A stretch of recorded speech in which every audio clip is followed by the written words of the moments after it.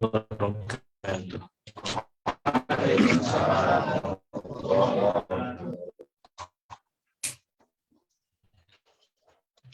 Alhamdulillahirabbil alamin. Hamdan hamidin, hamdan na'imin.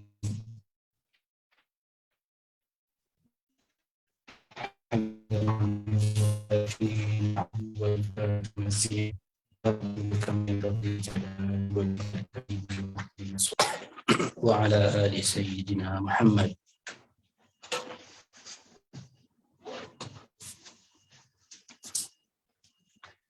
Barusan Abu Razi meminta lagi untuk menggantikan karena beliau lagi istirahat ya. Sesi pertama ini beliau sudah hadir karena sudah melakukan perjalanan 5 hari. Beliau istirahat sebentar untuk memulihkan kondisi dan insya Allah nanti sesi kedua akan membaca kitab Khatmul Aulia dengan Abi Razi karya Imam Hakim.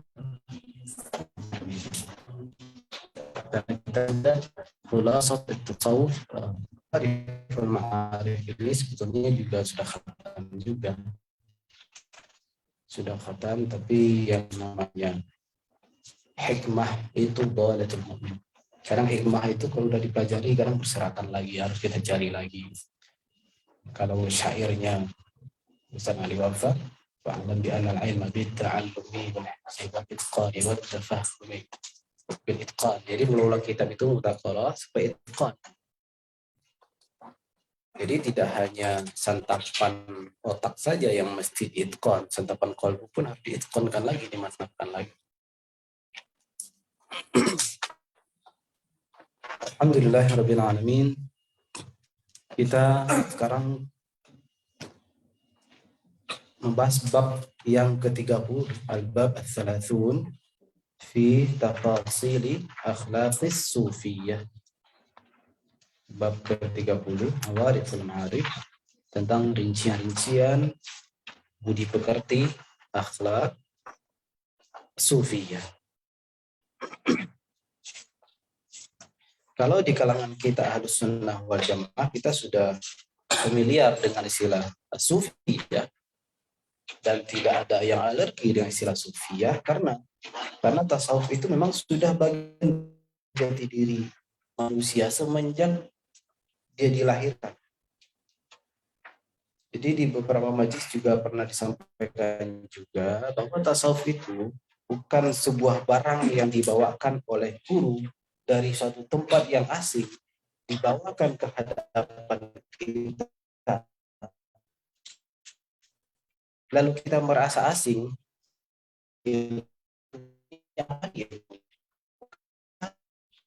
itu sebuah ilmu. Maka keberadaan guru, keberadaan kitab masyaikh yang mengajarkan itu sejatinya mereka itu ditugaskan oleh Allah untuk membuka kotoran-kotoran hati yang menghalangi nur tasawuf itu dalam hati kita sehingga bekal atau bibit tasawuf yang ada di dalam kalbu kita itu menjadi muncul. Jadi kalau ada orang yang alergi dengan tasawuf, maka sejatinya dia sedang alergi dengan salah satu biji dalam kalbunya. Jadi tasawuf itu bukan sesuatu yang asing, bukan barang asing. Tasawuf itu barang yang sudah ada dalam diri kita. Buktinya kalau kita membuka kitab-kitab tasawuf, misalnya kita mulai dari kitab yang paling dasar yang sering kita pelajari di pesantren, Bidayatul Hidayah, karya Imam Hujjatul Islam Abu Hamid Al-Ghazali. Buka daftar isinya, semua tentang akhlak. Naik lagi misalnya kita naikin ke Minhajul Abidin ila Jannah, karya Imam Hujjatul Islam Al-Ghazali. Buka daftar isinya, sama tentang akhlak. Apakah kita alergi dengan akhlak? Kalau memang ada orang yang alergi dengan akhlak, pantasan dia tidak berakhlak. Itu saja.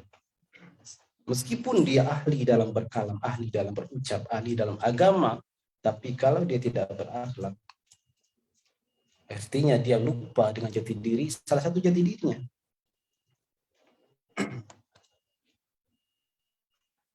Maka Rasulullah Shallallahu Alaihi Wasallam diutus, innama bu'ithu liutammima makarimal akhlak. Apa yang disebut? Yang sudah ada, toh? Sudah ada. Rasulullah tidak mengatakan aku diutus untuk membuatkan atau menciptakan atau memberikan akhlak kepada manusia yang sebelumnya belum berakhlak, tidak. Utammimah, tatmim. Jadi disebut menyempurnakan itu yang namanya sebelumnya sudah ada, cikal bakal itu sudah ada.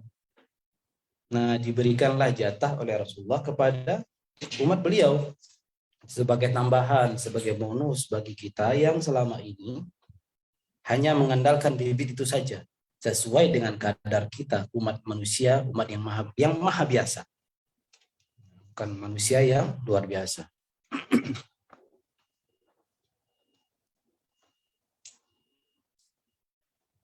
Ada dua model pengingkaran terhadap sufi. Ada model muqayyad, jadi ingkar muqayyad. Apa yang maksud ingkar muqayyad? Kamu jangan dulu bahas tasawuf, nanti saja. Itu ingkar muqayyad. Ingkar terhadap tasawuf, ingkar bil waqti. Tapi ada juga ingkar mutlak. Dia nggak peduli tasawuf mau diucapkan oleh imam siapa, nggak peduli. Mau tasawuf versi mutaqaddimin, tasawuf versi mutaakhirin, bagi mereka nggak peduli. Pokoknya tasawuf itu udah barang asing, barang langka, alien dari planet mana. Mereka nggak peduli. Pokoknya tasawuf sesat. Gitu. Jadi yang pertama biasanya ya di kalangan kita juga, udah benerin dulu syariatnya.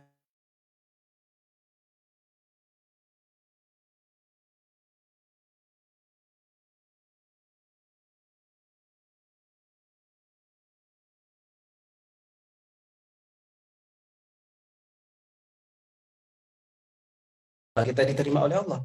Bukan kita berharap amalan kita menjadi layak di hadapan Allah. Kelayakan amalan bukan ditunjukkan dengan perbuatan itu. Bukan cangkangnya perbuatan itu yang menunjukkan amalan kita layak, tapi kualitasnya. Fikih tidak membahas kualitas. Fikih hanya membahas gerakan. Af'alul mukallafin fikih. Perbuatan, bukan akhlakul mukallafin. Nah, jadi yang pernah makan udang, makan kepiting, atau susu itu dagingnya. Nah, fikih itu cangkangnya. Tanpa cangkang, daging pun bisa rusak. Nah, jadi ada ya hewan-hewan bertulang luar, cangkang, bertulang luar, di dalam dagingnya di luar. Ada juga makhluk yang dagingnya di luar, tulangnya di dalam. Itu kelompok yang pertama. Ingkarnya ingkar muqayyad. Ingkarnya temporal. Setengah-setengah. Kemudian ada ingkar yang mutlak. Nah, kita sudah paham siapa. Padahal imam mereka sendiri sangat objektif menilai tasawuf. Syekh Ibnu Taimiyah sangat objektif menilai tasawuf. Beliau mengkritik orang yang terlalu ekstrim menghina tasawuf, dan beliau juga mengkritik orang yang terlalu fanatik kepada tasawuf. Buka aja kita Majmu' Fatawa karya beliau. Jadi ada kelompok yang nggak peduli, menganggap tasawuf ahlul bid'ah, sufi itu ahlul bid'ah, tasawuf itu bid'ah. Kelompok yang kedua, ada kelompok yang ghalat gulu dalam tasawuf. Sufi itu orang yang lebih afdol setelah Nabi. Itu ungkapannya. Lalu kata Syekhul Islam Ibnu Taimiyah, apa? Dua kelompok ini dzamim, tercela. Dua kelompok ini tercela. Artinya Ibnu Taimiyah meskipun kita paham sekali bagaimana pandangan beliau, bagaimana sikap beliau pada masanya, tapi masih menyisakan sikap objektif dalam melihat sufi. Lalu beliau memberikan bentuk yang ketiga, jalan yang ketiga, bahwa sufiyah itu sebagaimana fuqaha. Sufiyah itu fuqahanya ilmu qalbu. Fuqaha yang kita kenal itu fuqaha dalam ilmu fikih. Sufiyah beristihad sebagaimana fuqaha pun beristihad. Lalu akidah pun, dalam permasalahan akidah pun ada masalah usuliyah, ada masalah furu'iyah. Ada kesalahan dalam akidah juga bisa terjadi dalam kesalahan masalah fikih. Kesalahan dalam fikih pun bisa terjadi dalam masalah tasawuf, itu biasa. Boleh nggak salah seorang sufi dalam ketasawufannya? Ya bisa-bisa aja. Masuk akal kok. Boleh nggak seorang fuqaha melakukan kesalahan dalam fikihnya? Boleh. Maka ada istilahnya qaulun syadz dalam fikih. Maka dalam tasawuf pun juga ada qaulun syadz dalam tasawuf. Dalam akidah pun demikian, qaulun syadz dalam akidah. Jadi 3 komponen ini hal yang lumrah, hal yang berpotensi besar untuk benar, dan bisa juga salah. Jadi biasa, 3 komponen itu kan dilakoni oleh manusia-manusia yang bukan nabi. Yang sempurna itu hanya nabi ketika melakoni 3 hal ini. Nah, kalau kita hanya mengambil sari-sari semampu kita, ya. Kalau ada bagian-bagian yang tidak mampu kita petik, maka pada bagian itulah kita bisa salah. Itulah letak manusia biasanya kita. Kalau kita kan wakaf sama sampai ana basyar kata Rasulullah, kita sampai situ aja. Tapi Rasulullah basyarum mithlukum, tapi ada naatnya yuha, diwahyukan kepada kita terputus sampai basyarnya aja. Maka basyariah lah yang mendominasi dalam diri kita. Sementara Rasulullah dibimbing oleh Allah dengan iha, dengan wahyu.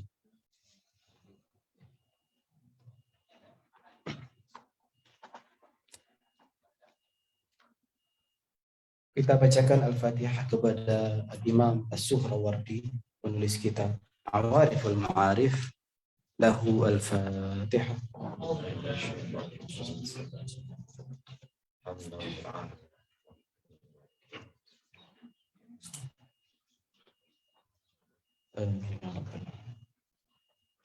Al-Bab Al-Thalathuna fi Tafasil Akhlaq As-Sufiyah. Bab yang ke-30 tentang rincian-rincian akhlak kaum sufi. Ini tafasil itu kan jamak kalimat plural. Mumtahal kaif sih? Tafasil mumtahal itu banyak sekali. Kalimat plural yang benar-benar banyak, artinya akhlak sufi itu banyak sekali, mau dilihat dari sisi mana, mau lihat dari dimensi mana, semua dimensi akhlak itu diajarkan dalam tasawuf. Kalau kita melihat kesalahan perlakuan seorang sufi, itu sebagaimana kesalahan perlakuan manusia biasa dalam sebuah kelompok yang mengajarkan kebenaran. Disitulah sisi manusia. Kesalahan terjadi dalam kaum sufi bukan berarti tasawuf lah yang salah, tapi memang kesalahan personal. Bukankah sekarang itu muncul kata oknum? Kata oknum itu kadang-kadang disalahgunakan untuk penyelamatan nama institusi. Beberapa tahun yang lalu itu jarang terjadi kedengaran ungkapan oknum-oknum itu. Yang saya tahu cuma magnum. Es krim magnum. Oknum. Jadi kata oknum itu cukup ampuh. Kalau kita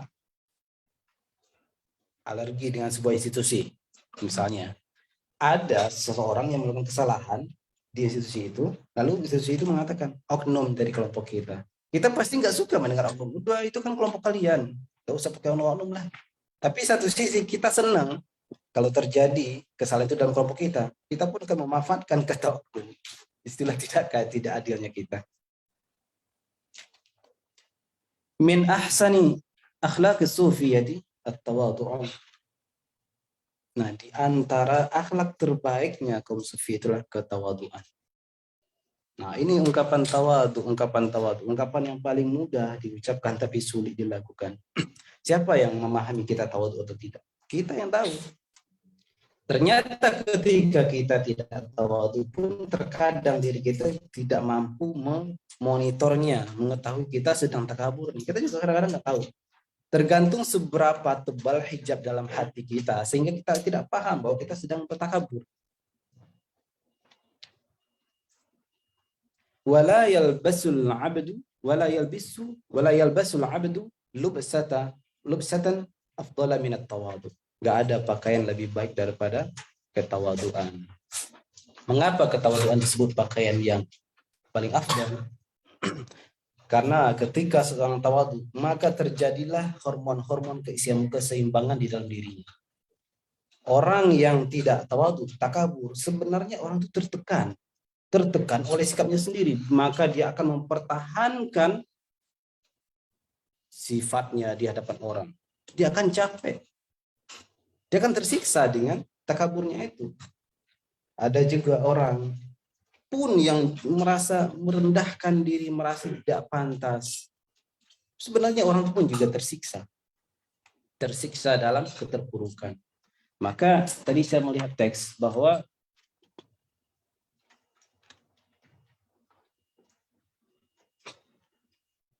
al-kashfu an haqiqati tawadu. Jadi Imam Syuhrawardi mengatakan anna tawadu'a ri'ayatul i'tidali bainal kibri wad-di'ah.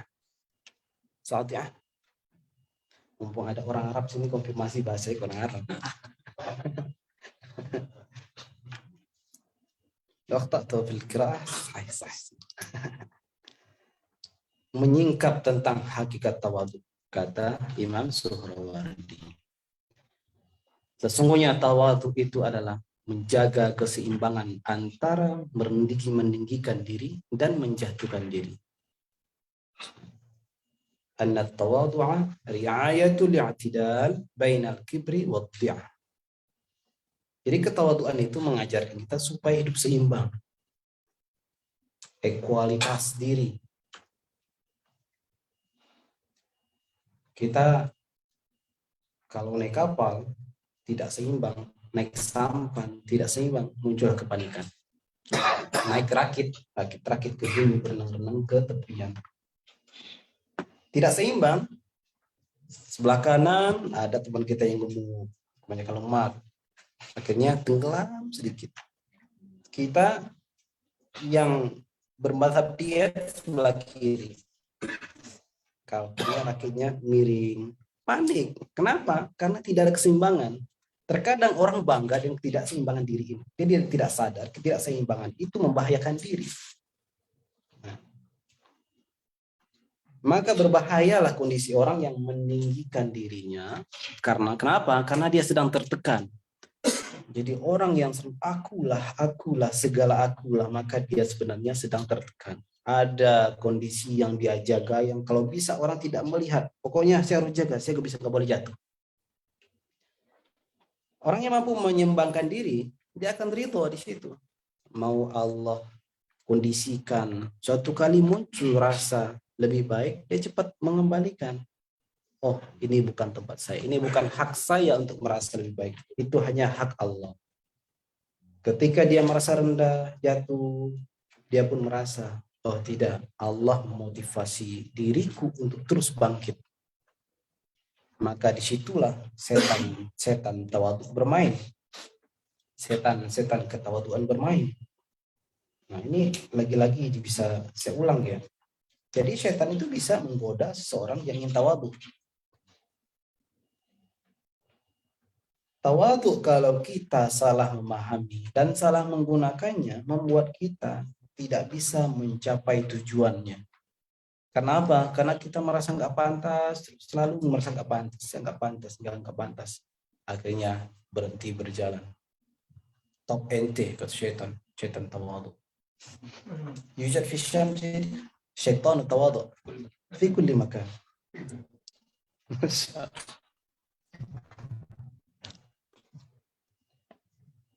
Jadi hati ya. Jadi apa kata Imam Syuhrawardi? Ri'ayatul i'tidal. Keseimbangan di tawadu. Kalaupun gini, dia balik lagi. Fleksibilitas dalam kalbunya. Dan nggak mungkin seorang tawadu itu pasti flat, diam saja. Pasti ada miring-miringnya. Tapi dia cepat baliknya. Fal kibru raf'ul insan nafsahu fawqa qadrihi. Nah, yang disebut kibir itu ketika manusia mengangkat dirinya di atas kemampuannya. Kemampuan itulah fitrahnya sesuai dengan umurnya, tapi dia up terus. Dia up terus. Ya. Bukan hak dia ingin menggapai tempat itu. Dia up terus. akulah yang paling dekat dengan sang guru, kamu tidak. Kalau merasa paling dekat karena cinta nggak apa-apa. Itu contohnya para sahabat Nabi Muhammad SAW. Jadi masing-masing sahabat itu ketika berada dalam majlis Rasulullah, dari sini majlis Rasulullah masih aktif ya saat itu, pancuran majlis Rasulullah. Habib Munzir Al-Musawi rahimahullah. Apa tadi? Majlis Rasulullah, para sahabat, ketika sahabat memberikan ta'lim, ketika Rasulullah memberikan ta'lim, Rasulullah itu enggak seperti kita ketika mengajar. Rasulullah itu totalitas menghadap kepada sahabatnya. Enggak ada satupun sahabat yang sejauh pandang beliau yang lewat dari pandangan beliau. Di depan itu. Walhasil, masing-masing sahabat merasa akulah yang lebih diperhatikan oleh Rasulullah daripada yang lain. Nah, itulah hebatnya Rasulullah Sallallahu Alaihi Wasallam. Kalau menatap, semuanya kepedean. Itu kepedean hasanah. Mulai percaya diri dengan tatapan Rasulullah itu harus yakin Rasulullah menatap kita. Harus yakin Rasulullah menjawab salam kita. Harus yakin Rasulullah mendengar salawat kita. Kalau kita tidak yakin dengan salawat yang kita ucapkan, kalau kita tidak yakin dengan jawaban salam yang kita ucapkan di dalam sholat, maka betapa jauhnya diri kita dari Rasulullah Sallallahu Alaihi Wasallam. Itu kan fasilitas yang Allah berikan. Merasakan Rasulullah itu hadir. Dan memang pada akhirnya Rasulullah bisa hadir. Kita kan belum tentu bisa melihat hakikat Rasulullah itu sedang berada di mana, berdiri di mana. Tapi kita diberikan fasilitas kepekaan kolbu, merasakan kehadiran. Jadi ada melihat kehadiran, ada merasa unsur kepekaan melihat kehadiran, merasakan kehadiran. Itu hiburan dari Allah Subhanahu wa taala. Seperti hadis ihsan itu kan jelas sekali. Kalau kamu nggak melihat Allah, jangan khawatir, Allah melihat. Itu kan peluang bagi kita supaya bisa percaya diri di hadapan Allah.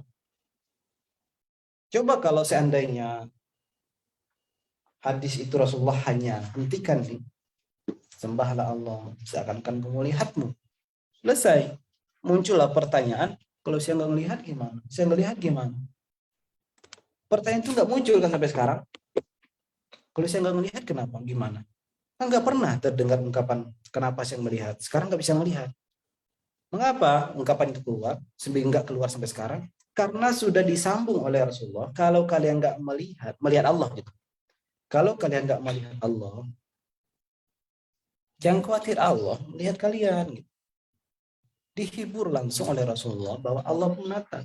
Jangan putus asa ketika kita tak melihat Allah di dunia ini. La tudrikuhul abasar. Abasar itu jamak dari apa? Basar. Coba ingat ayat ini. La tudrikul abasar. Allah nggak katakan la tubsirul basair. Basair jamak dari apa? Basirah, mata qalbu. Abasar nih. Yang Allah nafikan, mata ini yang mau melihat, itu aja. Selesai ke masalahnya. Allah nafikan nggak qalbu kita bisa melihat. Ayatnya jelas. La tudrikul abasar. Wa ma qala ta'ala la tudrikul basair. Basirah kita bisa mengidrak Allah bitajalliyatihi, dengan segala tajal Allah. Mata ini nggak mampu melihat tajal Allah, nggak mampu. Meskipun si fulan A bisa melihat tajalli af'al Allah, tapi si fulan B yang juga punya mata yang sama nggak mampu melihat itu. Padahal matanya sama kan, organnya sama, ada pupil, ada korneanya, ada lensa matanya. Tapi apa yang hidup di antara antara si A dan si B? Basirahnya yang ada di belakang yang mengaktifkan basarnya itu.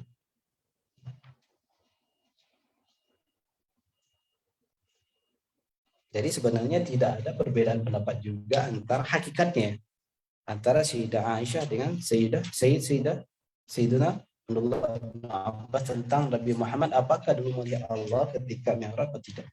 Hakikatnya tidak ada pertentangan, hanya perspektif saja yang berbeda. Baik. Jadi tawadhu itu keseimbangan antara kibir dan riya. Nah, kibir tadi apa? Raf'ul insani nafsahu fawqa qadri, wad'atu wad'ul insani nafsahu makanan yazri bihi wa yufdi ila tad'i'i haqqihi. Sementara dhi'ah menjatuhkan diri, merendahkan diri, beda ya. Merendahkan diri, merendahkan hati itu beda. Rendah kalbu, rendah hati dengan rendah diri. Ad-dhi'ah itu adalah ketika seseorang meletakkan dirinya pada tempat yang membuat dia jauh merendah, ya, merasa sangat tidak pantas, wa yufdi ila tadhi'i haqqihi, dan dapat membuat menghilangkan hak-haknya. Bertemu dengan seorang guru, bertemu dengan siapapun lah guru yang kita anggap itu istimewa. Ada hak kita di dalam kalbu para guru itu, misalnya ilmu. Ilmu adalah salah satu hak bagi manusia, tergantung bagaimana manusia menggapai hak tersebut. Disebabkan manusia itu merasa salah menerapkan tasawuf, menempatkan tasawuf dalam dirinya, maka dia akan selalu gak pantas ketemu sama guru itu. Saya gak pantas, saya gak pantas. Padahal udah diajak sama temannya, udah mutawatir, temannya yang ngajak, ayo ikut. Lu gak merasa gak pantas.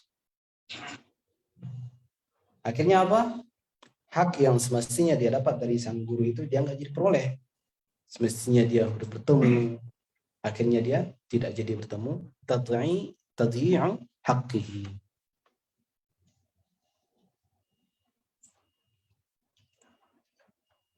Nah, itulah at-tawadhu. Nah, keseimbangan ini ada pengaruhnya. Keseimbangan seseorang dalam melaksanakan, merasakan tawadhu itu, dia akan berpengaruh kepada keseimbangan menerima keputusan Allah Subhanahu wa taala. Bagaimana itu maksudnya? Jadi antara bab-bab kebaikan dalam tasawuf itu semuanya saling tali temali, saling sambung-sambung. Enggak ada bab per bab dia akan terpisah. Tawadhu beda, ridho beda lagi, sabar beda lagi, qanaah beda lagi. Enggak, semuanya saling berkesinambungan. Saling tali temali. Ketika seseorang telah terlatih dengan ketawaduan, sudah terlatih untuk riayah itu i'tidal, maka dia pun akan terlatih nantinya ketika menerima keputusan dari Allah Subhanahu wa taala. Takdir yang Allah berikan kepada dia, dia akan ridho dengan itu semua. Kalau dia sudah ridho dengan itu semua, maka terucaplah kalam, alhamdulillah ya Allah. Aku serahkan semuanya ya Allah. Ufawwidu amri ilaika ya Allah. Lakal hamdu ya Rabb. Ala ma qadaita li ya Rabb. Itu ungkapan seseorang yang telah memiliki keseimbangan jiwa.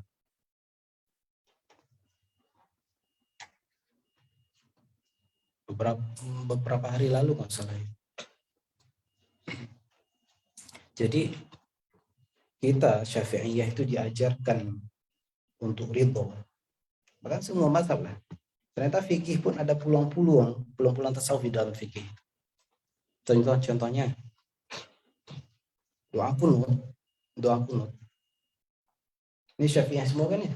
Iya. Ustaz Yunus sekarang udah Syafi'i. Kun Syafi'iyyan ala jada.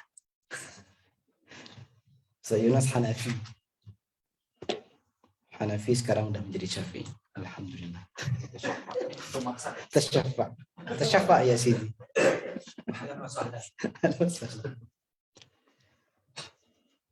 Doa kunut, baik kunut witir maupun kunut subuh, apa bacaannya? Dalam satu potongan bacaannya itu, Allahumma hdini fiman hadait, wa'afini fiman afait, wa tawallani fiman tawallait, wa barik li fima a'tait, wa qini birahmatika syarra ma qadait. Apalagi? Fa innaka taqdi wa la yuqda 'alaik wa innahu di keraguan dari Syafi'iyah ini. Ya jillu. Inna wa yadil mawalid wa la ya'izzu man 'alid tabarakta rabbana wa ta'ala wa lakal hamdu ala ma qadait. Doa kunut ternyata mengajarkan kita tentang bab ridho. Segala puji bagi Engkau ya Allah atas segala keputusan-Mu ya Allah. Dalam sholat kita belajar hikmah dalam kunut itu. Ya Allah Karim. Kira-kira ini kalau Syafi'iyah nih, ada imam yang tidak berkunut, dia marah. Kenapa? Karena dia fanatik dengan kunut. Berarti dia sebagai pengamal kunut tidak ridho dengan kunutnya sendiri. Kunutnya mengajarkan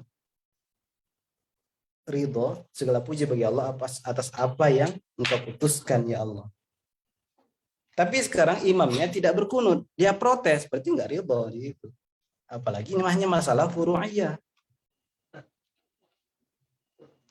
Misalnya Ustaz Yunus jadi imam, dia sholat subuh nggak pakai kunut, aduh Sali Wafa marah-marah, ente nggak pakai kunut gitu. Kena hajar oleh kunutnya sendiri. Jadi aib, sebenar-benar aib bagi seorang Syafi'iyah yang membaca kunut subuhnya, witirnya, tapi tidak pernah ridho dengan qada Allah Subhanahu wa taala. Yang kita baca setiap hari, kita juga yang melanggarnya. Jadi sejatinya Syafi'iyah itu mesti legowo kalau ada format lain dalam sholat orang gitu. Saya tuh gimana ya? Saya tuh malah pengen cobain deh sholat di belakang Imam Maliki dong. Pengen sholat di belakang Maliki. Pengen coba sholat di belakang Hanafi. Saya pernah sholat di belakang Hanafi, pernah. Jadi makmum Ustaz Yunus. Fatul Sidi. Untuk guna imaman. Udah saya belakang. Saya pernah sholat di belakang Maliki. Teman sekampus, orang Libya. Iya Ustaz Talib Libya. Maliki. Jadi rasa ambil. Allahu Akbar. Tangan jatuh loh. Gak dikiniin. Yang menariknya, ketika seorang mahasiswa pasca sarjana yang bermadzhab Maliki ini, ketika dia sholat, tangannya kan turun ke bawah ya. Dia nggak bisa dekat. Di sebelah saya ada teman sekelas Syi'i. Syi'i sholatnya pun jatuh, tangannya ke bawah, nggak bisa dekat. Dia kaget, dia nggak ikut sholat sama kita. Loh, kok sholat sama dengan saya? Ada teman. Merasa teman itu menarik sih di Musa. Tapi dia takut. Emang kenapa? Takut melihat dia sholat, kok sama dengan saya? Loh. Kalau emang sama kan dapat teman, tapi dia takut kok sama dengan saya gitu. Jadi gimana ya, kita udah lama ketemu, tiba-tiba ada yang sama dengan kita, sesuatu yang asing tapi sama dengan kita, itu muncul rasa ketakutan, satu sisi muncul rasa bahagia. Tapi bagi teman ini yang Syi'i ini, saya nggak tahu dia Syi'i apa mutasyai'iyah, pura-pura Syiah nggak tahu deh. Pokoknya dia kemana-mana membawa batu itu aja.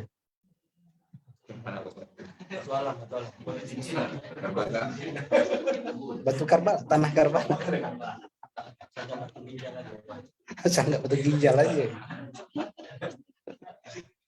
Dia bawa batu, mana-mana di sakunya. Saya pengen dikasih juga waktu itu ya. Dikasih ini ada apaan sih? Buat sujud tak deh. Apa yang sujud di atas ini gitu. Tanpa sujud, tarik nempel di sini. Jadi ada ketakutan melihat orang yang sama. Jadi semestinya Syafi'iyah itu orangnya justru lebih legowo dengan perbedaan pendapat. Apalagi Imam Syafi'i punya jalur keguruan dengan Imam Abu Hanifah. Imam Syafi'i punya jalur keguruan kepada Imam Malik bin Anas. Langsung malah. Imam Syafi'i jalur ke Imam Abu Hanifah siapa? Syekh Imam Syafi'i? Muhammad bin Hasan. Syekh Yunus. Abu Yusuf. Muhammad bin Hasan Asy-Syaibani. Imam Muhammad bin Hasan Asy-Syaibani inilah yang sering didebat oleh Imam Syafi'i dalam kitab Al-Um. Di munazarah bainahum, manqul munazarah fil Um. Jadi Imam Muhammad bin Hasan Asy-Syaibani salah satu hal huwa yarwi al-muwatta. Ini menarik. Di sini kita diajarkan Imam Muhammad bin Hasan Asy-Syaibani adalah bermadzhab Hanafi, tapi dia meriwayatkan Al-Muwatta Imam Malik. Dan dia mengajarkan muridnya adalah Imam Syafi'i. Imam Syafi'i berguru kepada Imam Muhammad bin Hasan Asy-Syaibani. Beliau terima banyak ilmu dari Imam Asy-Syaibani, tapi terkadang beliau pun kritik Imam Asy-Syaibani. Dan dia tidak pernah benci. Dengan jalur Imam Asy-Syaibani inilah Imam Syafi'i merasa memiliki kakek guru Imam Abu Hanifah. Kakek guru ta'rif sini? Kakek guru? Jad. Kakek guru. Imam Asy-Syafi'i yang tadi, Imam Asy-Syaibani meriwayatkan Muwatta dari Imam Malik biriwayat Asy-Syaibani. Jadi kitab Al-Muwatta itu ada Al-Muwatta biriwayat Al-Laitsi, Al-Muwatta biriwayat Asy-Syaibani dan lain-lain sebagainya. Meskipun dia berguru kepada Imam Abu Hanifah, dia meriwayatkan Al-Muwatta dari jalur Imam Malik. Imam Syafi'i belajar kepada Imam Asy-Syaibani. Imam Syafi'i pun belajar kepada Imam Malik bin Anas. Imam Syafi'i dalam kitab Al-Um banyak meriwayatkan hadis dari Imam Malik, bahkan musalsal risalah silsilah Adz-Dzahabiyah. Qala Syafi'i an Malik an Nafi' an Ibnu Umar. Qala Syafi'i an Malik an Nafi' an Ibnu Umar. Dan banyak periwayatan Imam Syafi'i melalui jalur Imam Malik. Tapi terkadang riwayat melalui jalur Imam Malik itu Imam Syafi'i sendiri nggak pakai. Bahkan terkadang ada masalah riwayat Imam Syafi'i meriwayatkan dari Imam Malik jalurnya ke atas, dan hadis itu keputusan hukum dalam riwayat itu pun nggak dipakai oleh Imam Malik. Padahal Imam Malik meriwayatkan loh. Jadi tidak ada kelaziman antara meriwayatkan dengan mengamalkan, itu beda, hampir berbeda. Enggak mesti seorang imam meriwayatkan hadis maka dia harus menjalankan itu. Enggak. Meriwayatkan adalah hal yang berbeda dengan mengamalkan. Maka tidak semua hadis sahih itu bisa langsung kita amalkan. Proses dulu di dapurnya, proses dulu di farmasinya, proses dulu di apotekernya. Ada dokternya yang ngurus. Kalau kita menyalahgunakan dalil, maka itulah sebagai orang yang berpotensi melakukan pembunuhan. Kok nyasar kemana-mana ya?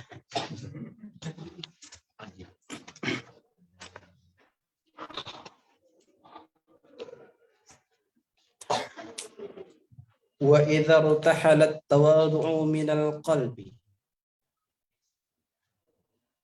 wa sakanil kibru sih. Idza rutahala tawadu'u minal qalbi wa sakanal kibru intashara atharuhu fi ba'd al-jawarih wa tarashshaha al-ina'u bima fihi. فَتَارَةً يَظْهَرُ أَثَرُهُ فِي الْعُنُقِ بِالتَّمَايُلِ وَتَارَةً فِي الْخَطِّ بِالتَّصْعِيرِ. Insyaallah. Wala tawadhu itu pada diri kita.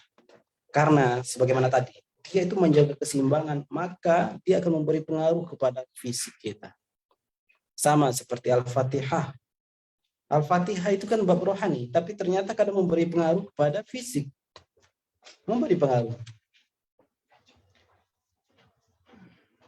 Wa nunazzilu minal Qur'ani ma huwa shifaa'un wa rahmatun lil mu'minin. Al-Fatihah bagian dari Al-Qur'an. Wa nunazzilu minal Qur'ani ma huwa shifaa'un.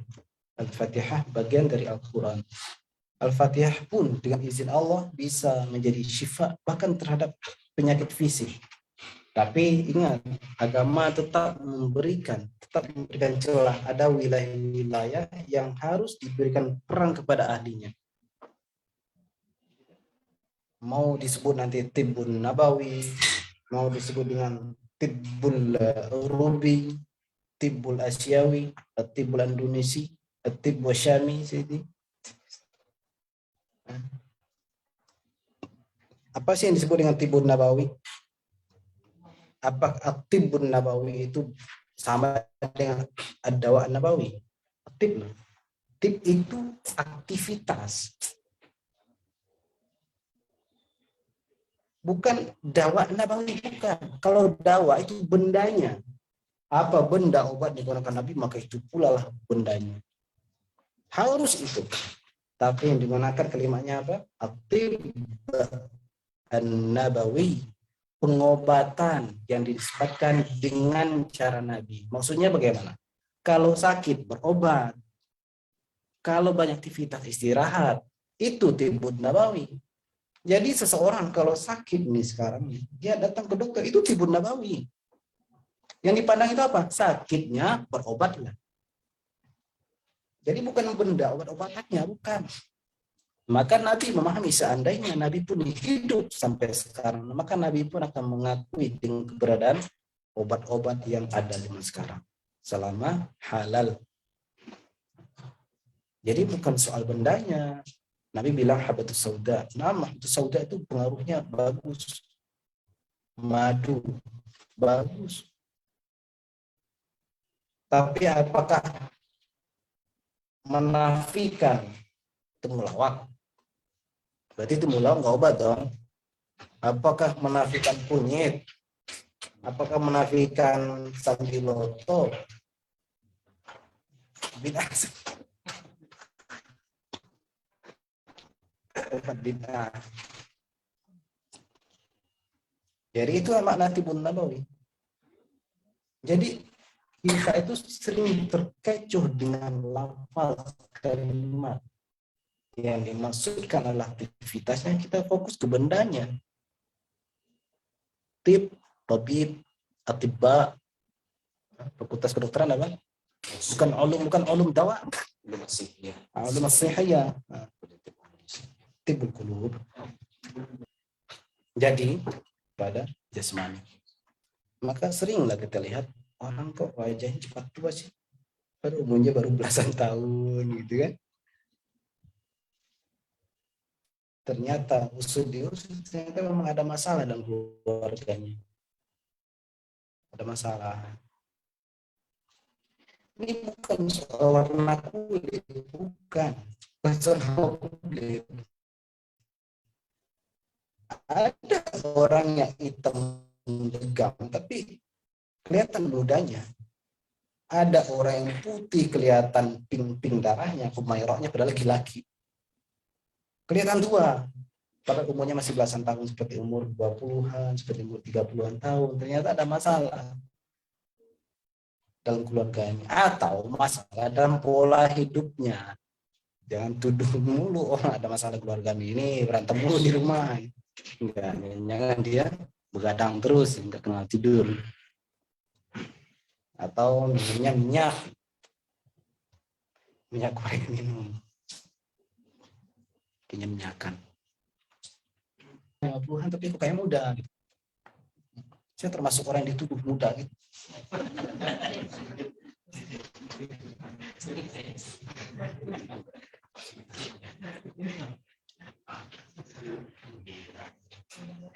Tukang tuduh itu Panji itu, tukang tuduh. Saya kok nggak pede ya foto semua udah asli.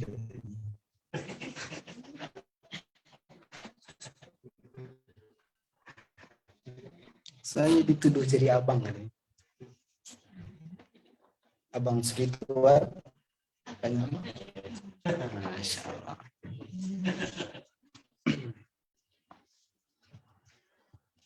Qala al-Imam At-Tirmidzi.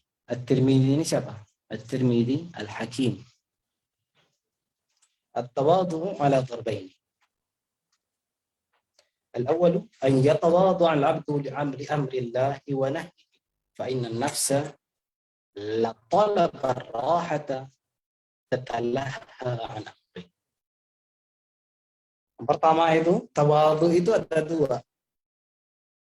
Tawadhu ketika menghadapi perintah dan larangan Allah Subhanahu wa ta'ala. Karakter nafsiyah kita, nafsu kita ingin bermain-main untuk menjauh dari perintah. Alhamdulillah sholat selesai. Jadi sholat itu seakan-akan jadi selesai sholat itu seperti selesai dari tugas. Alhamdulillah selesai. Alhamdulillah intahna minas shalah. Ada khatir. Padahal sholat itu Rasulullah mengatakan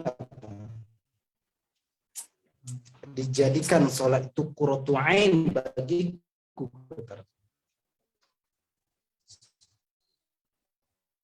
Jadi itulah sholat Rasulullah. Sholatlah kalian sebagaimana aku sholat. Maksudnya, contohnya adalah sholatlah kita, kamu, kita, sebagaimana Rasulullah sholat, mampu kalian menjadikan sholat menjadi qurratul ain.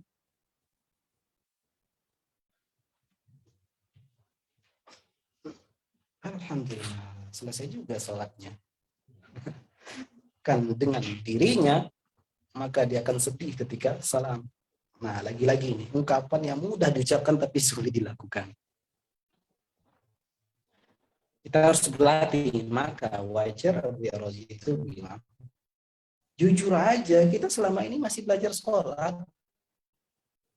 Kita masih belajar sholat. Mau umurnya masih muda, mau sudah tua, kita tetap belajar. Nggak ada istilahnya final dari belajar itu nggak ada.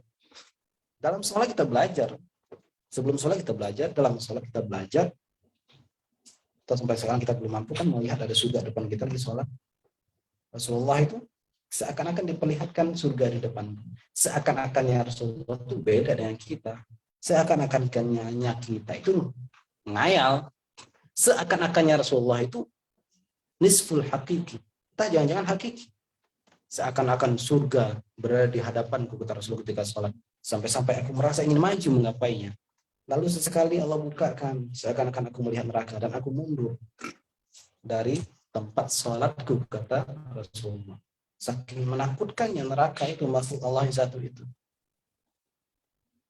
Menakutkan, karena neraka itu juga punya nafsu.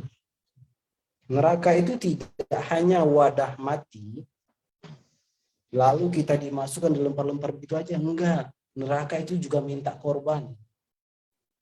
Minta apa? Istilahnya kalau tumbal gitu. Neraka minta sesajen. Bukan. Apa? Kata neraka apa? Hal min mazid. Itu ngomong siapa? Neraka yang minta. Jadi neraka itu nyari-nyari orang nih. Ya kan ditawarin nih kapling. Monggo yang masuk silakan. Ditawarin. Surga pun seperti itu. Surga itu suatu makhluk Allah yang berlindung. Neraka pun hasrat. Nah, punya hasrat. Hal min mazid. Masih ada tambahan enggak ya Allah? Akhirnya apa yang terjadi? Udah habis, nggak ada lagi. Maka dalam riwayat itu Allah letakkan hatta yad'a qadamahu. Itu dalam kajian akidah itu kalimat ini kontroversi. Secara harfiahnya neraka ke dalam neraka sehingga neraka mengatakan cukup ya Allah, udah cukup ya Allah. Kalau saudara-saudara kita itu memahami itu kaki Allah beneran. Seperti mengucurnya daging yang besar menjadi kecil karena kecilnya neraka dibandingkan zatnya. Oh, itu ada kalam itu di YouTube. Seperti daging stick. Ada kalam seperti itu, bahaya itu yang tajsim. Kurang jauh mina dulu. Terbang nama ya. Antropomorfisme, paham musyabbihah. Jadi dia pahamilah ketika ada riwayat itu Allah meletakkan kakinya neraka gitu. Itu kan tadi sih ungkapan diisyaratkan, dicontohin, bahkan ditambah seperti mengerucutnya daging dari yang awalnya besar menjadi kecil. Kata Allah tuh maha besar sekali gitu, dibayangin seperti itu. Itu musalsal begitu, dia ungkapin di YouTube itu besar gitu. Kok bisa orang cukup besar Allah itu maha besar gitu aja. Ditambah-tambah. Apa maksudnya qadam itu? Allah letakkan secara harfiahnya, Allah letakkan telapak kakinya ke neraka sehingga neraka merasa cukup. Ada ayat berbunyi qadam sidqin. Itu tauhid. Allah letakkan ketauhidan kepada neraka sehingga engkau akan merasa cukup dengan ketauhidan itu, wahai neraka, engkau tak akan mampu lagi meminta. Masih rakus dengan sesuatu selain Allah, Allah letakkan nur tauhid kepada neraka sehingga neraka berhenti meminta itu.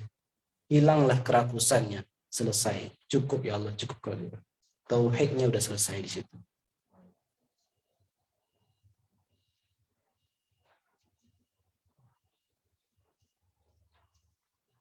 Jadi kecenderungan nafsu kita, fa inna nafsa la talabat rahata tatalaha an amri. Ingin selalu santai. Apa? Kita dimakruhkan menyembunyikan, dimakruhkan semua fil Arabiyah sini. Itu ada tashbik. Tashbik karah dan tashbik ba'da salat. Tashbik. Ayo tashbik. Sampai bunyi-bunyi. Ayo. Jadi dimakruhkan membunyi-bunyikan jari setelah sholat. Kenapa? Karena kita melakukan bunyi-bunyi simbol sebagai apa? Simbol apa? Simbol melepas penat. Maka ketika dilakukan setelah sholat, berarti kita menganggap sholat itu sesuatu yang meletihkan. Maka wajar dimakruhkan melakukan hal itu. Jadi ada rahasia-rahasianya masalah kenapa Rasulullah melakukan ini, kenapa Rasulullah melarang. Jadi ada rahasia-rahasianya. Ada yang tahu nggak? Apa rahasianya Rasulullah bilang? Yarhamullahu al-muhalliqin 3 kali. Yarhamullahu al-muhalliqin, yarhamullahu al-muhalliqin. Wal muqassirin ya Rasulullah. Yang pendek dikit dong gimana ya Rasulullah? Rahimallahu al-muhalliqin. Wal muqassirin yang pendek cukur habis. Allah lebih menyayangi itu. Kenapa Rasulullah bilang seperti itu? Ini hadis ini wurudnya ketika Hudaybiyah. Jadi kondisi mencekam, terdengar kabar Sayyidina Utsman bin Affan terbunuh ketika diutus ke Mekah sebelum masuk ke Mekah. Kan rencananya mau masuk Mekah waktu itu, melaksanakan umrah. Ya. Pada Hudaybiyah. Dan Rasulullah tertahan di Hudaybiyah dan para sahabatnya. Diutuslah beberapa sahabat ke Mekah, ke Mekah yang terdengar kabar ketika Utsman bin Affan radhiyallahu taala anhu terbunuh di situ. Maka mencekamlah kondisi Rasulullah dan para sahabatnya. Kita harus siap perang dengan senjata peralatan yang seadanya. Untuk nyembelih binatang, nggak ada pedang, nggak ada tombak, nggak ada panah, nggak ada. Hanya beberapa orang aja untuk jaga-jaga di tengah gurun, itu aja, bukan untuk perang. Dengan kondisi yang sangat pas-pasan, bagaimanapun kita harus tetap umrah. Ayo mulailah kalian untuk rambut. Yang yakin dengan amar Rasulullah SAW, yang yakin dengan perintah Rasulullah, cukur rambut kalian. Mereka yakin, hakul yakin, cukur habis. Yang masih ragu-ragu melihat ya Allah, ini senjata kita cuma gini doang, kalau perangnya habis dong, habis kita.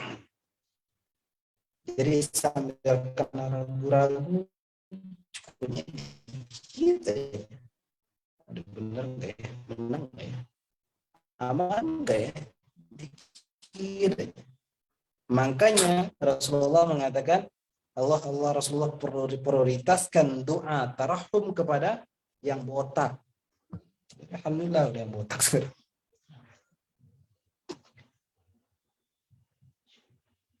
Itu riwayatnya. Sama seperti riwayat yang kemarin itu sahabat yang gara-gara makan daging ya. Makan daging bakar. Terus ada yang buang angin. Itu ada riwayatnya. Mana ada di dalam fikih? Enggak tahu ya dalam fikih-fikih yang menggunakan riwayat ini secara zahir. Mana ada. Tapi Rasulullah menyampaikan riwayat ini. Al-wudu mimma massatin nar. Wudu disebabkan memakan daging yang dibakar. Itu kan demi seseorang sahabat yang buang angin.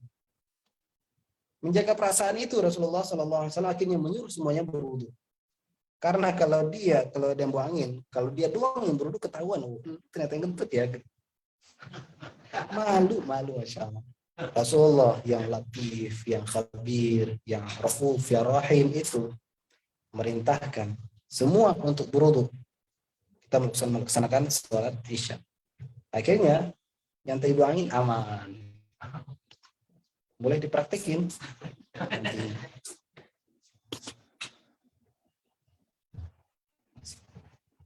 Fa inna an-nafya la talab ar-rahata tatalaha amri wa syahwata allati fiha tahwa fi nahi. Nafsu itu selalu ingin meminta roha, istirahat dari segala perintah Allah, dan nafsu itu terkadang ingin bersyahwat, ingin mengharapkan ingin memiliki keinginan yang membuat kita menjauhi, melakukan apa yang dilarang oleh Allah Subhanahu wa taala. Banyak hal-hal yang dilarang oleh Allah di dunia ini, pada hakikatnya itu bukan dilarang. Khamar itu pada hakikatnya nggak dilarang. Berhubungan itu sebetulnya tidak dilarang. Mengambil semua hak yang seolah itu hak dia semuanya, pada hakikatnya nggak dilarang, tapi di dunia kan diatur. Sebenarnya hal-hal yang dilarang di dunia ini pada hakikatnya sebagiannya itu adalah nikmat dunia, nikmat surga yang diturunkan sebagian ke dunia, tapi untuk mengatur kita, untuk menguji kita, mau nggak kita patuh terhadap apa yang Allah larang, melakukan apa yang perintah. Khamar di surga halal, tapi nggak memabukkan lagi. Meskipun misalnya ada unsur yang memabukkannya, tapi fisik kita yang Allah bentuk lagi di surga itu sudah kuat untuk menahan hal-hal yang memabukkan. Jadi fisik kita di dunia ini bukan fisik yang kuat, fisik yang lemah. Fisik itulah yang membentuk dalam fisik Sayyidina Muhammad SAW, fisik yang kuat sehingga kuat melakukan mi'raj. Dengan kecepatan cahaya yang maha dahsyat itu, maka fisik manusia, jangankan fisik manusia, benda keras saja dengan kecepatan cahaya itu bisa hancur, bisa terbakar. Gesekan dengan benda halus, udara,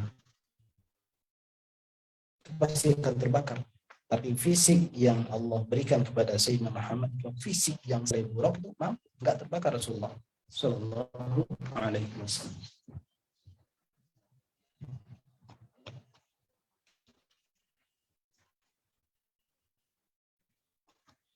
فَإِذَا وَضَعَ نَفْسَهُ لِأَمْرِهِ وَنَهِهِ فَهُوَ تَوَاضُعُ. Nah, dalam konteks menghadapi perintah dan larangan Allah, ketika seorang mampu meletakkan nafsiyahnya, menundukkan nafsunya di hadapan perintah dan larangan Allah, maka itulah tawadhu. Wajar nggak ketika kita al-usat itu mutakabbirun. Jadi kalau maksiat itu orang mutakabbir. Dia tega, dia mampu, dia sampai hati, berani melanggar apa yang Allah tentukan. Takabur itu sombong, songong.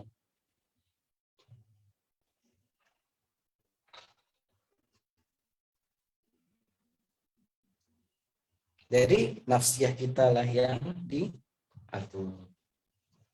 Wathani, ya tawadhu yang kedua, an yad'a nafsahu li'azamatillah fa in ishtahat nafsuhu syai'an mimma utliqa lahu min kulli naw'in min anwa' man'a hadzalik.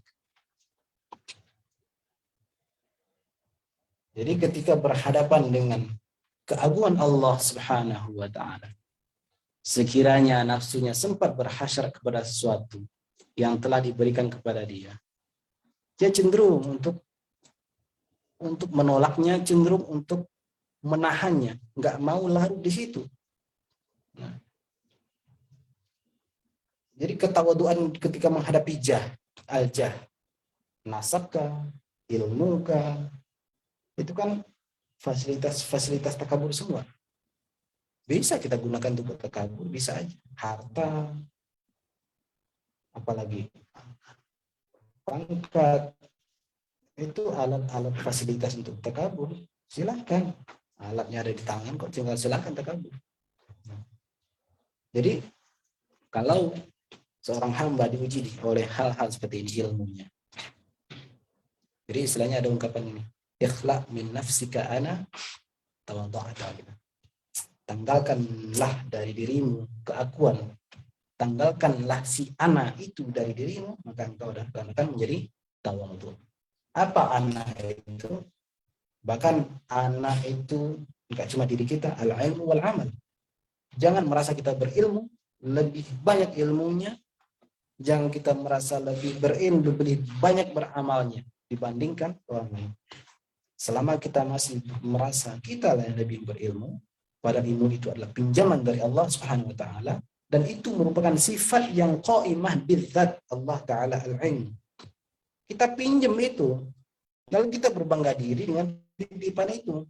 Itu kan gila namanya. Aduh, kata-kata gila. Gilanya bukan gila dalam arti itu.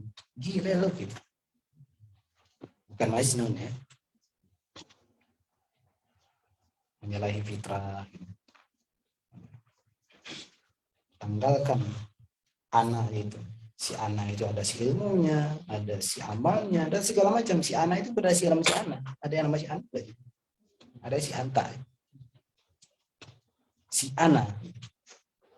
Nah, tanggalkan itu semua, maka ketika itu kamu akan tawadhu dalam keadaan tersebut. Wa jumlatu dzalik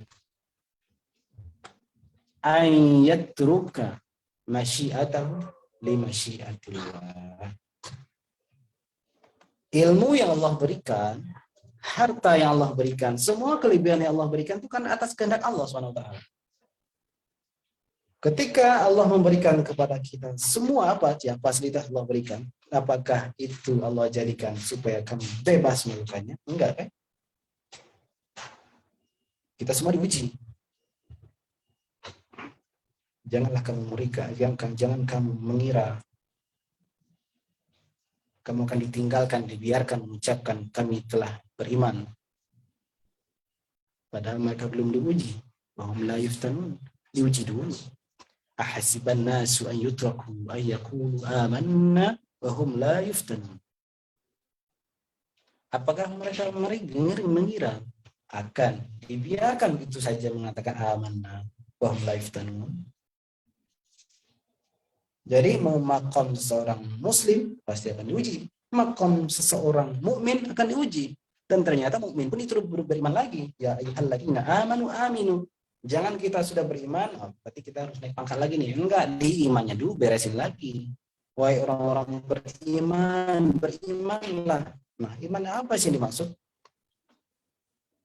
Kalau dalam konteks istighfar, maka Sayyidah Rabi'ah Adawiyah, Allahumma inni Allahumma astaghfiru min istighfari.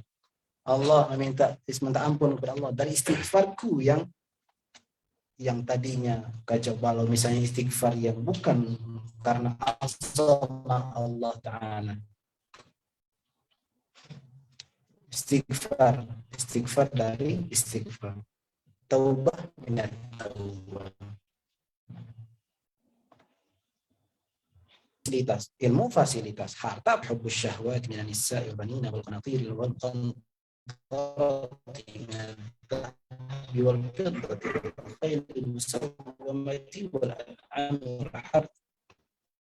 semuanya itu kan fasilitas dari Allah, masyiah dari Allah. Kita tinggalkan itu karena masyiah dari Allah juga. Meninggalkan bukan karena benci, karena sadar itu adalah ujian dari Allah. Kalau kita gunakan karena Allah pun yang merintah. Kita gunakan selayaknya untuk intifa, bukan tamlik, untuk memanfaatkan, bukan untuk memiliki. Kalau kita sadar kita memanfaatkan fasilitas ini, suatu saat Allah tarik, maka kita akan santuy, bro. Kalau kita merasa memiliki, maka disitulah terjadinya ketidakpantasan diri, terjadilah kesombongan diri, merasa kita yang memiliki. Ilmu kita kalau tarik kapan aja bisa. Biar yang lagi ngomong berkhotib, penceramah, satu saat tiba-tiba lagi ngomong, oh tarik, bengong dari atas, bisa. Dari mengkaji, dari nyanyi, baca kita malah nyanyi dangdut, bisa aja. Alhamdulillah. Allahu al-alim wa sifatu al-ilmu. Dari yang jadi yang Allah titipkan pada diri kita ini adalah pancaran-pancaran dari asma'nya, pancaran-pancaran dari sifatnya, al-alim dan ilmu.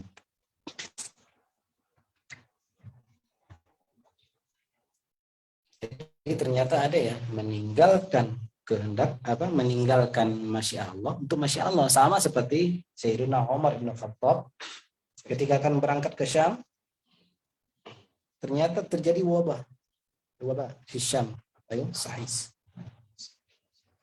Sayyidina Umar bin Khattab ingin balik ke Madinah, lalu proteslah oleh sahabat, apakah engkau lari dari takdir wahai Sayyidina Umar?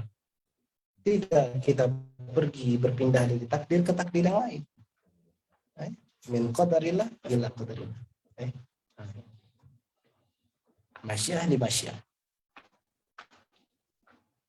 Artinya kita ini betul-betul dimuhaf. Allah muhitun bil alamin. Kita itu diliputi oleh Allah, enggak lepas dari masya Allah.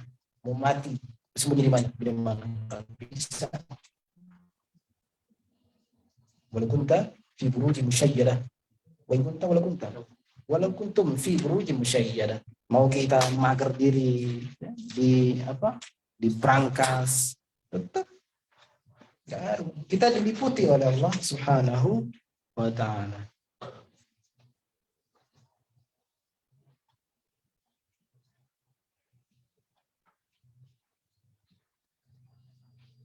Nah, seseorang tidak akan mampu mencapai hakikat tawadhu ya kecuali dalam kalbunya itu ada cahaya musyahadah.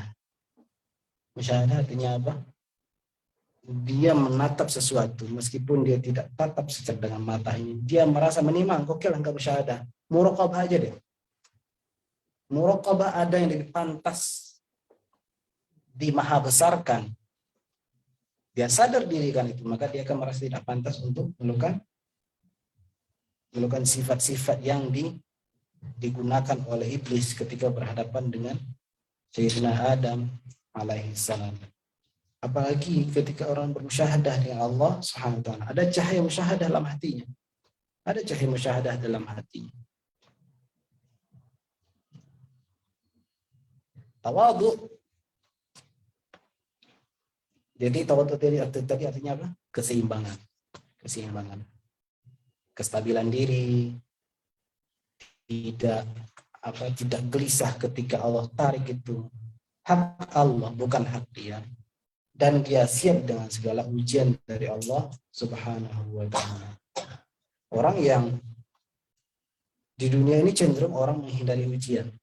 Tapi ketika ujian sifatnya sepele pasti dikejar-kejar.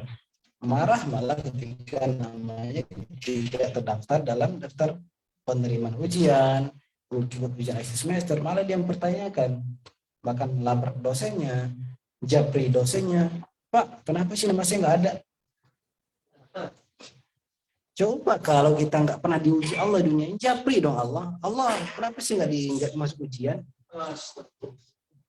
Kenapa dengan ujian yang sebetulnya sebenarnya ujian kita nggak santai-santai aja gitu? Mestinya kita takut kalau nggak diuji oleh Allah. Sebagaimana takutnya kita tidak diuji dalam kelas gitu kan? Kok nggak keluar juga ya jadwal ujian akhirnya? Enggak keluar juga ya namanya di kampus, sidang tertutup. Mengapa sidang itu sidang tertutup? Apa karena ada permainannya? Atau karena takut dibully, ketahuan dibully sama dosen?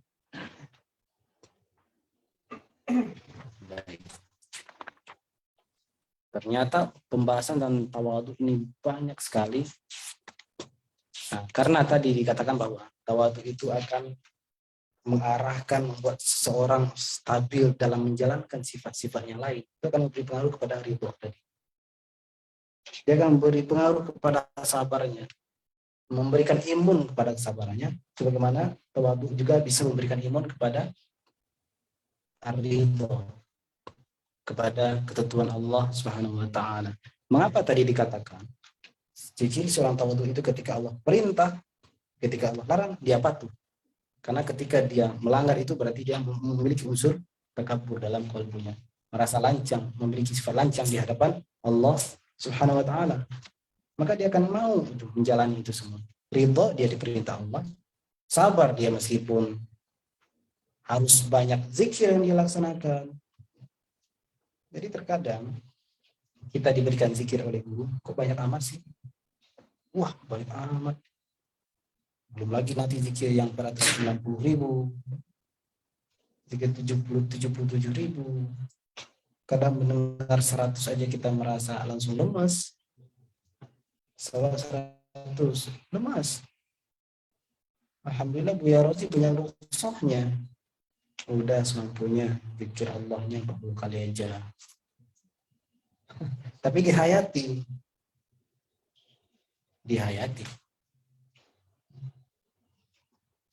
Di rumah hayati misalnya apa?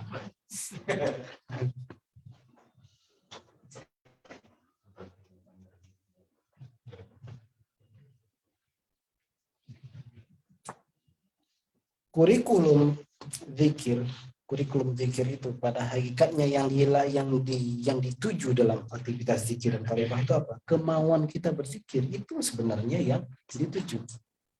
Itu yang terendah, mau aja berzikir. Makanya ada bilang-bilangan yang sangat sedikit sekali diberikan guru. Itu kenapa? Mau aja deh. Yang penting mau. Dalam hadis-hadis Rasulullah juga banyak ditemukan seperti itu. Yang penting mau dulu gitu. Tapi masalahnya, apakah kita akan terus-terusan dalam makom yang penting mau itu? Kita harus naik terus. Boleh tagih guru nggak apa-apa tagih guru. Tapi ingat guru juga punya pandangan tersendiri melihat kita pantas gak dinaikin. Jangan coba-coba tagih guru. Tadi disuruh naik, sekarang jangan coba-coba tagih guru. Guru pun punya ujian ketika akan mentalkin murid. Misalnya kamu baca ya Hayyu ya Qayyum dulu ya 40 hari atau 1 minggu ini dan terus baca, meskipun nanti akan ditalkin tetap menjelang itu dibaca, terus dibilangin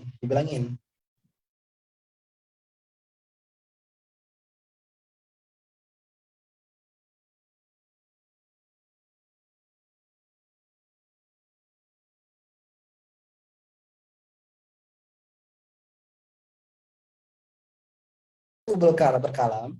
Nanti minggu depan kamu datang ya, mulai ada euforia dan kumpul. Minggu depan saya ditalkin, minggu depan saya ditalkin. Tahu-taunya minggu depan kamu belum bisa ditalkin, kecewa, marah-marah sama guru. Marah-marahnya bukan depan guru, marah-marahnya ke aneh.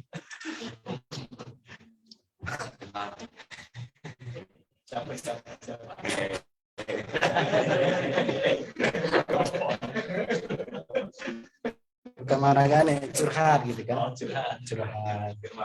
Tapi sambil marah. Matanya merah gitu. Kita merah. Kenapa sih merahnya? Kemarin dibilang saya suruh hadir, pas hadir enggak ditalkin juga. Seketawa aja. Bang, selepas Abuya bilang nanti ditalkin minggu depan. Nah, selepas itu kan masih zikir ya Qayyum kan? Iya. Tapi yang teringat apa? Zikir ya Qayyum. Talkin. Itu kesalahannya nih. Zikir ya Qayyum. Ya Qayyum talkin. Talkin. Jadi enggak fokus lagi kepada si Al-Hayy itu. Enggak fokus lagi pada sang Qayyum itu lagi. Dia fokus ke sang guru si talkin. Apik ujian sang guru itu kepada muridnya, hati-hati. Kadang ujian guru kadang nggak mesti langsung dari kedua murid. Kadang guru itu ngasih sir kepada murid A untuk menguji si B. Hati-hati. Maka tasawuf itu mengajarkan kita kepekaan. Pintunya apa? Ketakwaan. Ketakwaan itu artinya apa? Takwa itu artinya peka. Kepekaan takwa itu. Kalau terjemah reguler tentang ketakwaan apa? Menjalankan segala perintahnya, menjauhi segala larangannya. Ya kan? Oke, iya seperti itu. Tapi mengapa menjalankan perintahnya? Mengapa meninggalkan larangannya? Karena kita harus peka. Ada yang merintah, ada yang melarang. Kepekaan diri yang diminta. At-taqwa itu salah katanya itu wikoya, sama dengan wikoya. Wikoya yang menjaga, peka terhadap apa yang dijaga. Maka pengembala kambing itu disebut ra'i al-ghanam. Bukan waqi al-ghanam, bukan. Riayat al-ghanam, bukan wikoya al-ghanam. Riayah itu lebih longgar dibanding wikoya. Pengembala kambing, ini kambingnya ada 40 nih. Udah bisa zakat ya? Ya. Udah bisa zakat 40 kambing. Riayah, seorang pengembala dia ditugaskan untuk menjaga kambing 40. Hilang satu ekor kambingnya. Kira-kira dia masih bernama pengembala kambing enggak? Hanya hilang satu ekor kambing. Statusnya masih pengembala kambing. Meskipun sudah hilang, sudah cacat jumlah. Sementara ketakwaan lebih berat dari itu. Hilang aja satu gini, satu cicipan, satu butir, itu copot ketakwaannya. Cukup ketakwaannya itu apa ya? Kesempurnaan seorang hamba, kepekaan seorang hamba, merasakan Allah itu ada, yang merintah siapa sih. Jadi ketakwaan itu pintu tajalli seseorang melihat nama-nama Allah, pintu tajalli seseorang melihat perbuatan-perbuatan Allah, apalagi menjadi pintu tajalli seseorang melihat sifat-sifat Allah Subhanahu wa ta'ala. Karena ketakwaan itu adalah kepekaan, peka kalbunya. Su'ila al-Junaid ani tawadhu. Siapa Imam al-Junaid? Imam al-Junaid al-Baghdadi. Faqala khafdul janah wal layyil janib. Layyin lin. Khafdul janah wal layyil janib. Fleksibilitas. Jadi kita akan merasa nyaman bergaul dengan orang yang santuy. Yang dia itu memiliki kelebihan, tak pernah menampakkan kelebihan itu kepada kita. Kalaupun ditampakkan, dia tetap memberikan pengertian kepada kita. Tidak menjadikan alat dia untuk merasa lebih baik dari kita. Dan ketika kita berteman dengan orang yang sangat berkekurangan, dia pun tak mengeluh-ngeluh dengan kita. Itulah, kita asik berteman dengan orang seperti itu. Nah, jadi ketawaduan itu fleksibilitas diri, sehingga nyaman berteman dengan orang tersebut. Kita mau ngoceh nyaman, mau bercanda nyaman, mau marah dia pun senyum aja, akhirnya dia ngasih solusi kepada kita. Coba bayangin kita berteman sama teman yang jutek mulu, satu kamar malah di kosan, pulang rasanya mau pulang ke neraka.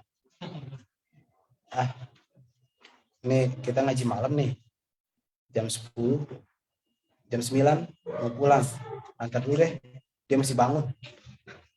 Kita pulangnya 11 aja deh, dia udah tidur. Pulang ke kosan seperti pulang ke neraka. Kenapa? Al-Jutekiyah itu. Jutekiyah itu ada di kosan. Waswekiyah.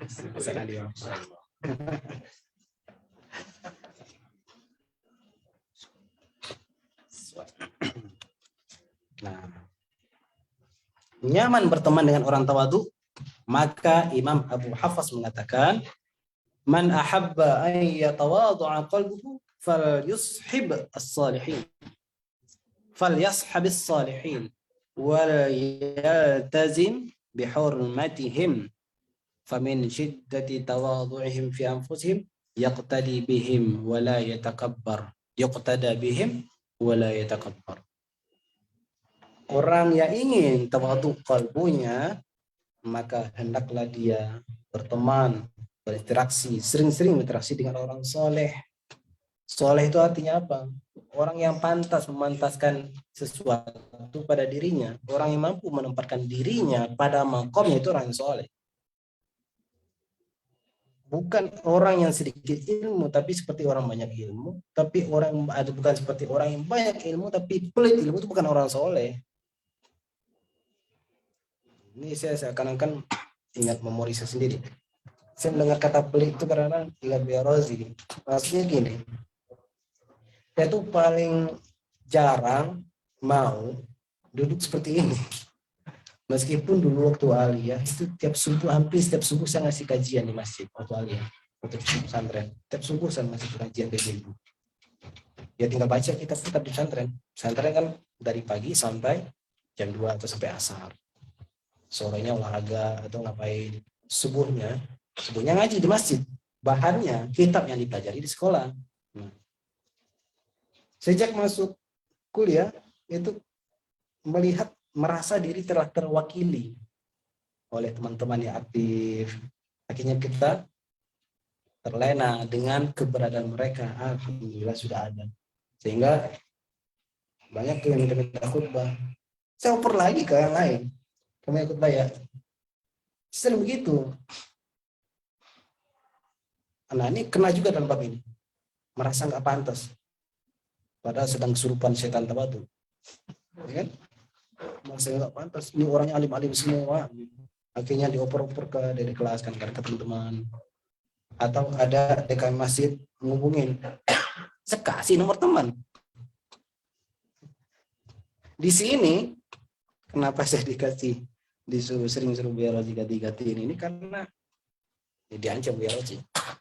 Ini sekali lagi yang ngomong dia, nggak boleh gitu, nggak boleh pelit ilmu, meskipun halnya ilmuannya juga cetek sih, nggak boleh pelit ilmu. Sayyidina Abu Hurairah radhiyallahu taala mengatakan, laula hadhil ayah lama rawaitu anhu sallallahu alaihi wasallam al-hadits.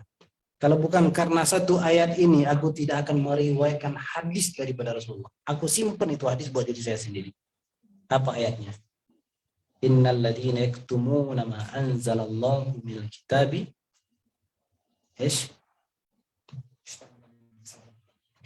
innal ladzina yaktumuna ma anzalallahu minal kitabi innal ladzina yaktumuna ma anzalna minal bayyinati wal huda min ba'di ma bayyanahu lin-nasi fil kitabi ulaika yal'anuhumullah wa yal'anuhumullah. Itu ayat-ayat laknat itu kalau iramanya cocok irama apa? Hijaz. Irama ras. Jadi kadang kalau kita mendengar kori-kori di Arab itu, mereka menempatkan irama sesuai konten ayat. Kalau kita kan enggak, yang penting bayati, habis itu apa lagi? Jawab, dia berjawab, itu soba, sika, apalagi nahawan, ros, jiharka, lalu bayati penutup. Bodo amat konten ayatnya, yang penting indah. Pada ayatnya serem. Itulah bedanya kalau saya dengar ya, kori-kori Arab itu beda ketika melantunkan ayat Al-Quran. Itulah pentingnya faham. Tapi kori-kori Indonesia yang paham dengan ayat, dia pun mampu menyesuaikan irama dengan konten ayat. Kalau ayat surga, oke lah dia baca jawab tinggi, saking semangatnya. Innal ladzina yaktumuna ma anzalna minal bayyinat. Sesungguhnya orang-orang yang menyembunyikan, dia simpen aja. Yang disebut menyembunyikan apa? Berarti ada barangnya kan dalam dirinya. Ada barangnya, disembunyiin. Ma'anzalna minal bayyinat, bukti-bukti, wal huda, petunjuk, mim ba'di ma bayyannahu linnas, setelah kami saja memaparkan ke orang, kok kamu simpen fil kitab, dalam kitab, ulaika yal'anuhumullah, orang-orang itu akan Allah laknat, wa yal'anuhumul la'inun, para malaikat melaknat mereka. Jadi hati-hati kalau kita diberikan amanah. Tetap jaga ketawaduan. Ilmu yang sedikit itu kita sampaikan semampu kita. Toh bukan punya kita kok. Ilmu itu kan cuma pancit sebentar di dalam kalbu kita. Nggak ada hak kita simpen. Mau deposito ilmu. Deposito di mana? Di kalbu. Transfer, pindah. Jadi kita itu ibarat amil ilmu. Dalam zakat itu ada amil zakat. Kalau kita ambil ilmu, tempat lewat doang. Tempat lewat ilmu. Orang nitip, Allah nitip. Untuk dikasih lagi kan. Untuk dibagikan lagi. Bukan disimpan. Sebagaimana berdosanya amil zakat ketika menyimpan harta zakat gak dikasih kepada mustahik, begitu pula dosanya orang yang tidak menyampaikan ilmunya di tempat yang pas, di waktu yang pas. Jangan sampai pula kita menyebarkan ilmu yang sangat berpotensi besar membuat fitnah. Kadang masalah fikih pun kadang kita banyak yang terlalu latah, vulgar menyampaikan sesuatu yang sifatnya itu kekhususan, tapi disampaikan dengan main-main gitu di Facebook, jadi bahan candaan gitu. Akhirnya Islam buruk citranya oleh ulah kita. Poligami itu jangan dijadikan bahan candaan.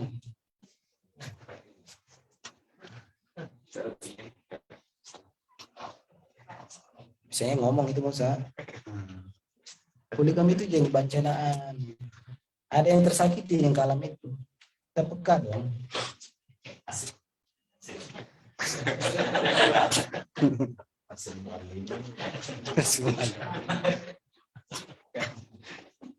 Jumlah 4 itu kan penurunan jumlah, bukan dulunya 1, lalu muncul Rasulullah jadi 4, kan bukan itu. 4 itu penurunan jumlah dari yang dulunya nggak terbatas. Rasulullah masih hidup 20 tahun lagi setelah itu, kira-kira masih ada nggak 4 tuh? Udah nggak ada lagi. Yang cuma 1 di sini. Tapi kan boleh berkala-kala, nggak boleh. Yang faktanya 4. Tapi itu syaratnya juga berat. Coba kita peka dengan ayat poligami itu. Fangki itu fa apa sih? Fa jawab dari mana? Jawab dari masalah menjaga anak yatim. Fa in khiftum alla tuqsitu fil yatama fankihu. Jika kalian khawatir nggak mampu berbuat adil terhadap anak yatim yang dijaga itu, maka menikahlah. Fankihu ma taba lakum. Yang toib, mbak toib,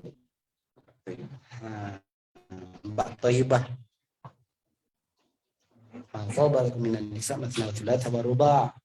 Itu kan jawab syarat. Syaratnya apa? Kalau kalian khawatir tidak bisa beradil menjaga anak yatim, enggak silakan nih kan. Mana yatimnya siapa sekarang? Udah jaga anak yatim. Poligami aja. Anak yatimnya mana?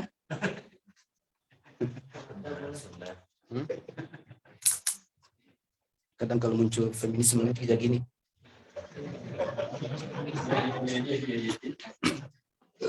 itu bukan kekurangan, Bu Yagi. Jadi setiap manusia itu memiliki ada 2 unsur, maskulinnya, femininnya. Perempuan itu juga begitu, ada feminin, ada maskulinnya, ada femininnya. Maskulin feminin itu bukan kelamin, itu karakter yang Allah titipkan. Perempuan yang ditinggal mati suami muncul, maskulinnya muncul di situ. Laki-laki melihat perempuan terzalimi, kalau dia ketawa di situ, nah itu udah kelainan itu. Melihat perempuan tersakiti oleh kalam saja, nggak usah tersakiti fisiknya, tersakiti oleh kalam-kalam perakia yang mempermainkan poligami itu, kan tersakiti itu yang baca, kesel gitu kan. Maka si laki-laki itu muncul nih, menyayangkan, kenapa sih ngomong gini, cece seperti ini, ustaz seperti ini, ngomong mempermainkan kawan, itu femininnya muncul. Jadi feminin maskulin itu bukan kelamin ya, keseimbangan, di mana seorang bisa meletakkan feminin maskulinnya, maka seorang itu bisa seimbang. Sebagaimana tawadhu itu dari apa? Ri'ayatu al-i'tidal, menjaga keseimbangan itu. At-tawadhu ri'ayatu al-i'tidal baina kulli wa ta'ah. Ri'ayatu al-i'tidalnya, keseimbangannya. Bukan jadi manusia yang ifrat dan tafrid, bukan. Muntasif, mu'tadil. Ummatan wasata. Ya, ummatan wasata.